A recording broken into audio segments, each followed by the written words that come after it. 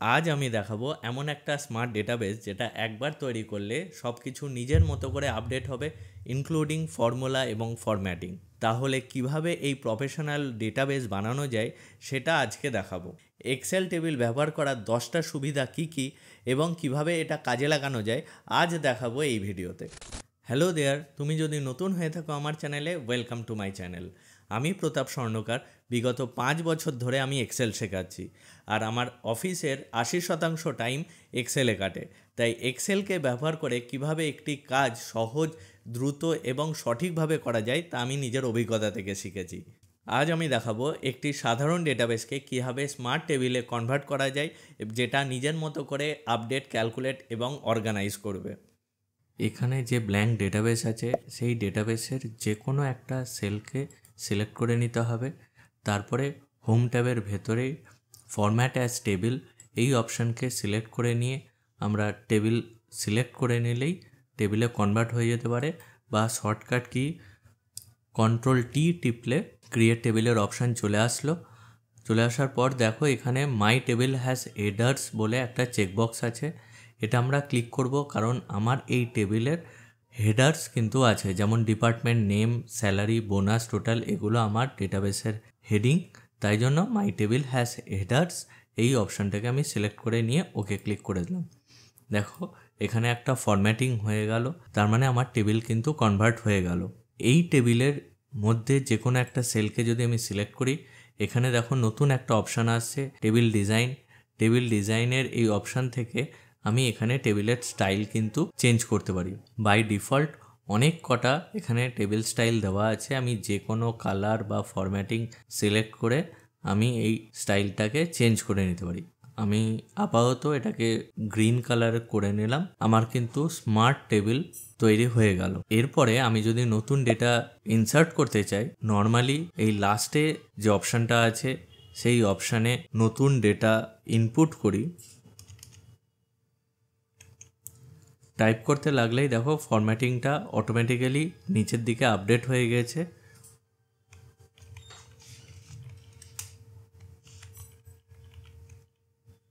এবং আমি এখানে যখন টাইপ করলাম অটোমেটিক্যালি সেই টেবিলের ভেতরে কিন্তু এটা চলে এসছে, অর্থাৎ টেবিলটা আপডেট হয়ে গেছে। এখানে যদি কোনো ফর্মুলা দেওয়া থাকতো সেই ফর্মুলাও কিন্তু আপডেট হয়ে নিচে চলে আসতো। এরপরে আমি যদি কোনো ফর্মুলা টাইপ করি, সেখানে দেখে নিই যে এখানে ধরে নাও আমার স্যালারির 10% আমি বোনাস দেব, ইকুয়াল টু দিয়ে আমাকে কি করতে হবে যে C4 C5 এগুলো লিখে আমাকে কিন্তু টাইপ করতে হবে। কিন্তু এক্ষেত্রে আমাদের যে ফর্মুলা স্ট্রাকচার ইউজ হবে তার সাহায্যে কোন কলমের সঙ্গে কার অ্যাডজাস্টমেন্ট হয়েছে বা কার ক্যালকুলেশন হয়েছে সেটা পরিষ্কারভাবে আমরা বুঝতে পারবো। এখানে আমরা যখনই রাজেশ দাসের 25,000 স্যালারিটা সিলেক্ট করব, এখানে দেখো চলে এসছে ওই কলমের যে হেডিং আছে সেইটা। আমি এই স্যালারি 10% ইন্টু 10% করে আমি যদি এন্টার মারি, দেখো শুধু বোনাসের প্রথম কলমটা আপডেট হয়েছে তাই নয়, ওই কলমে যত ডেটা আছে সবারই কিন্তু ক্যালকুলেশন হয়ে আপডেট হয়ে গেছে। এর ফলে ফর্মুলা ড্র্যাগ করে কপি করার কোনো প্রয়োজন হবে না।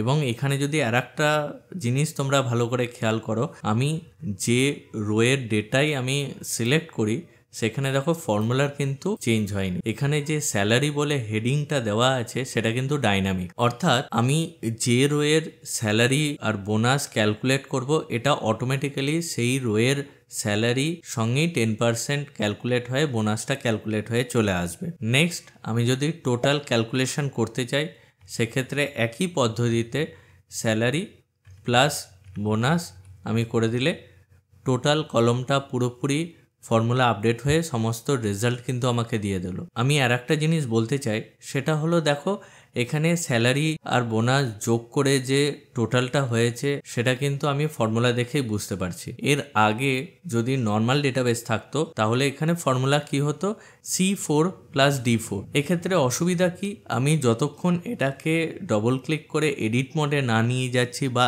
F2 প্রেস করে এডিট মোডে না নিয়ে যাচ্ছি, ততক্ষণ কিন্তু আমরা বুঝতে পারতাম না কোন সেলের সঙ্গে কার কি ক্যালকুলেশন হয়েছে। কিন্তু এখানে দেখো ফর্মুলা বারে পরিষ্কারভাবে দেখিয়ে দিচ্ছে স্যালারির সঙ্গে বোনাসের প্লাস হয়েছে দিয়ে টোটালটা হয়েছে। সেক্ষেত্রে আমরা ক্যালকুলেশন খুব সহজভাবে বুঝতে পারবো। এবার তুমি হয়তো চাইছো এর উপর খানিকটা ম্যানুয়াল কন্ট্রোল, অর্থাৎ আমি এই মার্কেটিংয়ের রীনা দত্ত বোনাস পেয়েছে 3,000 টাকা, আমি একে 4,000 টাকা বোনাস দিতে চাই, কিন্তু আমার তো ক্যালকুলেশন 10% হিসাবে হয়ে আছে। আমি যদি ম্যানুয়ালি এখানে 4,000 টাকা টাইপ করে দিই, আমার কিন্তু কোনো এররও আসছে না বা কোনো সমস্যাও হচ্ছে না। এখানে জাস্ট যখন আমি ফর্মুলা বারের দিকে তাকিয়ে দেখব, এখানে ম্যানুয়ালি টাইপ করা হয়েছে বলে 4,000 দেখাচ্ছে, বাদবাকিগুলো ফর্মুলা চলে আসছে। অর্থাৎ এক্ষেত্রে আমাদের ডাইনামিক ফর্মুলারও যেরকম সুবিধা থাকছে, সেরকম ম্যানুয়াল কন্ট্রোলেরও আমার কিন্তু সুবিধা থাকছে। এর ফলে আমাকে ম্যানুয়ালি কিছু যদি চেঞ্জ করতে হয়, সেটাও আমি স্বাধীনভাবে করতে পারবো। এর জন্য কোনো রকম এরর মেসেজ বা অন্য কিছু সমস্যা তৈরি করবে না। এরপর আমাদের যদি এই ডেটাবেসের টোটাল বা অ্যাভারেজ বা ম্যাক্স স্যালারি কে পাই, এই জিনিসগুলো বের করতে হয়, সেক্ষেত্রে আমাদের ম্যানুয়ালি টাইপ করে ক্যালকুলেশন করে এগুলো করতে হয়। কিন্তু এই এক্সেল টেবিলের আর একটা বেনিফিট হলো এর টোটাল রো। এই টোটাল রো কীভাবে ইনসার্ট করব? এই টেবিলের যে কোনো একটা সেল সিলেক্ট করা অবস্থায় আমি যদি টেবিল ডিজাইন অপশানে যাই, এখানে আমি একটা অপশান দেখতে পাচ্ছি টোটাল রো। এই টোটাল রো ক্লিক করলে আমার দেখো এখানে টোটাল চলে এসছে, এবং আমি চাইছি শুধু টোটাল নয়, বোনাস সব থেকে বেশি কত দেওয়া হয়েছে সেটা আমি জানতে চাই। এখানে দেখো ড্রপ ডাউনের অপশান এসে এই ড্রপ ডাউন সিলেক্ট করে আমি যদি ম্যাক্স সিলেক্ট করে নিই, ম্যাক্স বোনাস কত দেওয়া হয়েছে আমি এখানে চলে আসবে। স্যালারি সব থেকে কম কে পেমেন্ট করেছে, এটা যদি আমি মিনিমাম সিলেক্ট করি তাহলে মিনিমাম স্যালারি কে পায়, মানে কত পেয়েছে সেটা এখানে দেখাবে। বা আমি যদি অ্যাভারেজ চাই, এর অ্যাভারেজটাও আমি সিলেক্ট করে নিলে অ্যাভারেজটাও আমি পেয়ে যাব। তাহলে টোটাল রোয়ের এই সুবিধাগুলো আমরা দেখতে পাচ্ছি। এরপরে আমি এই টোটাল রোয়ের আর একটা মজাদার জিনিস আমি দেখাচ্ছি, সেটা হচ্ছে আমি দেখো ডিপার্টমেন্ট সিলেক্ট করে আমি চাইছি শুধু অ্যাকাউন্টস ডিপার্টমেন্টের ডিটেলস দেখতে চাই। আমি অ্যাকাউন্টস ডিপার্টমেন্টকে সিলেক্ট করে যদি ওকে করি, আর একটা প্লাস পয়েন্ট হলো আমার এখানে টোটাল স্যালারি যেটা হচ্ছে শুধু অ্যাকাউন্টস ডিপার্টমেন্টের কটাই কাউন্ট হয়ে বা সামেশন হয়ে দেখাচ্ছে। বোনাস এই অ্যাকাউন্টস ডিপার্টমেন্টের মধ্যে সব থেকে বেশি কে পেয়েছে সেটা দেখাচ্ছে, এবং স্যালারি এই অ্যাকাউন্টস ডিপার্টমেন্টের অ্যাভারেজ স্যালারি কত সেটা দেখাচ্ছে। আমি যদি চেঞ্জ করে অ্যাডমিন করি তাহলে অ্যাডমিনের দেখাবে। তাহলে আমার যে এখানে টোটাল রো বা অ্যাভারেজ বা ম্যাক্স যে ফর্মুলাগুলো অ্যাপ্লাই হয়েছে, এই ফর্মুলাগুলো কিন্তু ডাইনামিক। এখানে যদি আমরা ফর্মুলা বারে দেখি, এখানে ফর্মুলা বারে কিন্তু কোনো ম্যাক্স বা সাম এসব নেই, sub total function automatically apply হয়েছে। এরপর আমি যদি এই টেবিলের কলমগুলো নতুন করে অর্গানাইজ করতে চাই, সেক্ষেত্রেও আমরা খুব সহজে করতে পারবো। আমি ধরো টোটাল কলমটাকে স্যালারি কলমের আগে নিয়ে যেতে চাই। আমি সিম্পল টোটাল হেডিংটাকে আমি সিলেক্ট করে তাকে ড্র্যাগ করে ধরে আমি যদি স্যালারির আগে নিয়ে চলে আসি, এখানে দেখো একটা গ্রিন কালারের মার্ক হয়ে গেছে। এখানে আমি প্লেস করলেই এই টোটাল কলমটা আগে চলে এলো। এক্ষেত্রে আমার কিন্তু কোনো ফর্মুলার কোনো প্রবলেম তৈরি হলো না। তুমি যদি এই ফর্মুলা বারের দিকে তাকাও তাহলে দেখতে পাবে এখানে ফর্মুলা সেমই আছে, স্যালারি প্লাস বোনাস। খুব সহজে তোমরা ডেটাটাকে রিঅর্গানাইজ করতে পারবে। যদি তোমাকে এই ডেটাবেসের গোটা কলমকে সিলেক্ট করতে হয়, তাহলে তুমি কি করবে, যে প্রথম ডেটাটাকে নিয়ে কন্ট্রোল শিফট ধরে ডাউন কি মারবে, তবে এটা গোটা কলমটা সিলেক্ট হবে। এটাই তো আমরা করে আসি না, তো আমাদের মাউস দিয়ে গোটা কলমটাকে ড্র্যাগ করে সিলেক্ট করতে হবে। এখানে হয়তো 21টা বা 22টা রো আছে, কিন্তু যদি তোমার এখানে কয়েক হাজার রো থাকতো, সেক্ষেত্রে কন্ট্রোল শিফট ডাউন কি প্রেস করে তুমি খুব ভালোভাবে সিলেক্ট করতে পারতে ঠিকই, কিন্তু মাউস দিয়ে ড্র্যাগ করে যদি সিলেক্ট করতে হতো তাহলে অনেক সময় লেগে যেত। এক্ষেত্রে খুব সহজ উপায় হচ্ছে, আমি যদি এখানে মাউস পয়েন্টার নিয়ে আসি তাহলে দেখো একটা ব্ল্যাক কালারের ডাউন অ্যারো তৈরি হয়ে গেছে। এইটাকে সিলেক্ট করলে গোটা রোটা আমার কিন্তু গোটা কলম আমার কিন্তু সিলেক্ট হয়ে যাবে। কিন্তু আমি যদি এখানে ডবল ক্লিক করি তাহলে আমার কিন্তু হেডিং সমেত সিলেক্ট হবে। ওকে, সিঙ্গেল ক্লিকে শুধু ডেটাগুলো সিলেক্ট হবে, ডবল ক্লিকে হেডিং সমেত আমার কলমটা সিলেক্ট হয়ে যাবে। এই এক্সেল টেবিলের আর একটা গুরুত্বপূর্ণ দিক হলো এর ফিল্টারকে ভিজুয়ালি অ্যাপিলিং করার জন্য আমরা স্লাইসার ব্যবহার করতে পারি। স্লাইসার ইনসার্ট করার জন্য আমরা প্রথমে টেবিলের যে কোনো একটা সেলকে সিলেক্ট করব, টেবিল ডিজাইনে যাব এবং এখানে অপশান আছে ইনসার্ট স্লাইসার।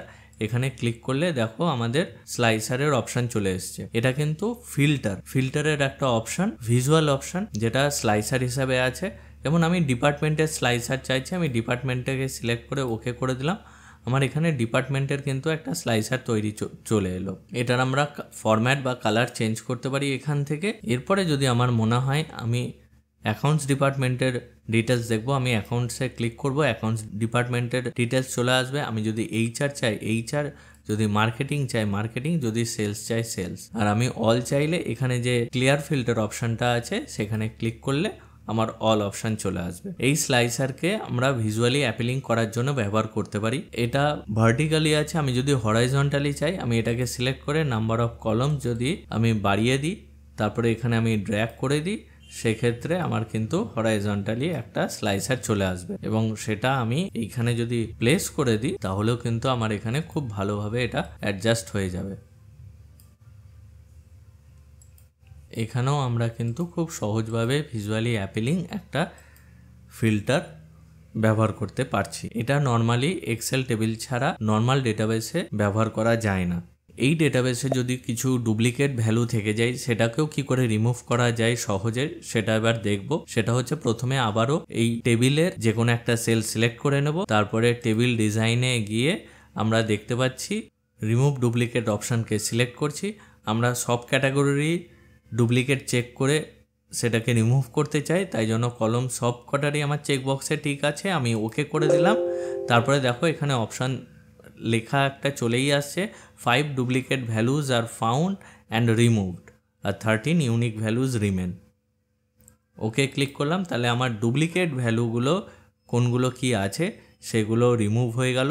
আর তার থেকেও আর একটা জিনিস ভালো, যেটা আমাদের টোটাল বা স্যালারি বা বোনাস তার যে ফর্মুলা সেটাও কিন্তু আপডেটেড রিপোর্ট দিচ্ছে। তুমি কি জানো, তুমি তোমার সুবিধা মতো এই টেবিলের নিজস্ব নামকরণ করতে পারো। যেমন এখানে টেবিল ডিজাইন অপশানে শুরুতেই আছে টেবিল নেম, এই টেবিল নেমে টেবিল 3 বলে এই টেবিলটার নামকরণ হয়ে আছে। এটা আমি চেঞ্জ করতে চাই, এটা আমি চেঞ্জ করে স্যালারি বলে লিখতে চাই, কারণ এটা স্যালারি সম্পর্কিত ডেটাবেস।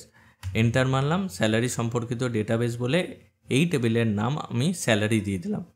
এর প্লাস পয়েন্ট কি, আমি জানি আমার একটা টেবিল আছে যেই টেবিলের নাম স্যালারি। এবার আমি অন্য একটা শিটে যাচ্ছি, শিট 2তে গেলাম। এবার আমি এইখানে কোনো ডেটা নিয়ে ওই স্যালারি শিটের ডেটা নিয়ে আমি কাজ করতে চাই। অর্থাৎ আমি চাই এক সাইডে নাম থাকবে, তার পাশে কে কত বোনাস পেয়েছে সেই লিস্টটুকু থাকবে। সেক্ষেত্রে ইকুয়াল টু দিয়ে আমি যদি স্যালারি লিখি, দেখো স্যালারির একটা সাইন চলে এসছে। আমি ট্যাব মারলাম, ট্যাব মারার পর আমি যদি থার্ড ব্র্যাকেট ওপেন করি সেক্ষেত্রে আমরা দেখতে পাবো যে প্রত্যেকটা হেডারের এখানে নাম চলে এসছে। তাহলে আমি এখানে কি চাইছি, এখানে আমি নেম চাইছি। নেমটাকে ট্যাব মেরে সিলেক্ট করলাম, থার্ড ব্র্যাকেট ক্লোজ করলাম, এন্টার মারলাম, দেখো এখানে সবারই নাম চলে এসছে। এরপর আমি চাইছি এখানে বোনাস, এখানে সেম স্যালারি। আমাকে কিন্তু ওই শিট 1-এ গিয়ে তার কত রো নাম্বার বা কলম নাম্বার আছে সেগুলো আমাদের দেখার প্রয়োজনই হচ্ছে না। আবার এখানে স্যালারি চলে এলো, থার্ড ব্র্যাকেট ওপেন করলাম, আমি এখানে কি চাইছি বোনাস, বোনাস ট্যাব মারলাম, থার্ড ব্র্যাকেট ক্লোজ করলাম, এন্টার।